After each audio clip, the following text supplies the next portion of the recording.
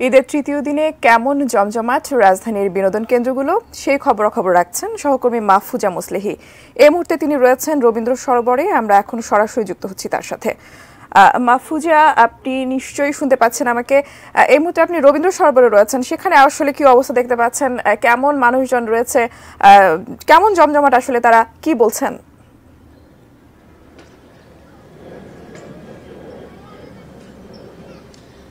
জি টুম্পা, আমি এই মুহূর্তে আসলে শহীদ শেখ রাসেল শিশু পার্ক কলাবাগানে আছি। কিছুক্ষণ আগে আমি রবীন্দ্র সরোবরে ছিলাম। সেখানকার যেই অবস্থা আমি দেখেছি, রবীন্দ্র সরোবরে সকাল থেকেই লোকজন এসেছেন এবং যারা শিশু তারা যেমন তাদের পছন্দের খাওয়ার যে বায়নাটা আমরা দেখেছি সেটাই মা বাবা তার পূরণ করতে এসছেন এবং বিভিন্ন স্পটে ওখানেরই কোনায় কোনায় যেসব দোকান রয়েছে সেখানে কিন্তু তারা বসে পছন্দের খাবার খেয়ে নিয়েছেন। কেউ বা আইসক্রিম খেয়েছেন, কেউ বা ফ্রাইড চিকেন খেয়েছেন।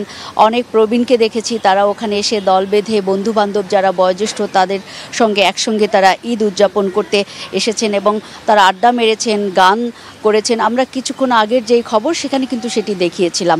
এই মুহূর্তে আমি রাসেল শিশু পার্কে যেটি দেখেছি যে এখানে সকালই শিশুরা এসেছে, তবে সেটি কিন্তু গত দুদিনের যেই ঈদের আনন্দ তার চেয়ে কিছুটা কম।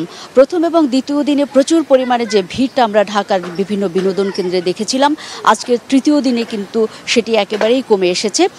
যেসব শিশু এখানে এসেছেন তার বাবা মার একটি অভিযোগ রয়েছে যে আসলে দক্ষিণ সিটি কর্পোরেশনের আওতাধীন যে এই পার্কটি, এখানে কিন্তু সরকারের যেই একটি নজরদারি বা যে ঘোষণাটা আমরা আগে দেখেছিলাম যে সব ধরনের শিশু এখানে তার বিনোদন বা মানসিক বিকাশের সুযোগ পাবে, সেটি কিন্তু আজকের দিনে অনেকটাই অনুপস্থিত বলছেন। এজন্য যে যারা অভিভাবক তারা বলছেন যে এখানে রাইডের যে দাম সেটি হঠাৎ করেই খুব বাড়িয়ে দেওয়া হয়েছে। গত 3 মাস আগেও যে রাইডের দাম রাখা হতো 30 টাকা করে, আজকের দিনে সেটি রাখা হচ্ছে 80 টাকা এবং এর বেশিও আছে কোনো কোনো রাইডের দাম। প্রবেশ মূল্য কিন্তু 10 টাকা আছে আগের মতোই, কিন্তু রাইডের দাম হঠাৎ বেড়ে যাওয়ায় যারা মধ্যবিত্ত বা নিম্নবিত্ত এখানে এসছিলেন তারা অনেকে ফিরে যাচ্ছেন, কারণ তাদের একটা প্ল্যান ছিল যে বাচ্চাকে তাদের খুব অল্প বাজেটের মধ্যে এখানে বিভিন্ন রকম রাইডে তোলানো সম্ভব, কিন্তু সেটি আসলে এসে তারা হতাশ হলেন এবং দেখছেন যে তাদের বাজেটের বাইরে চলে গেছে।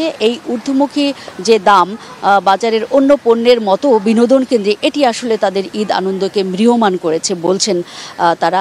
এই ছিল আমার কাছে রাসেল শিশু পার্ক থেকে সর্বশেষ পরিস্থিতির খবর বিনোদনের।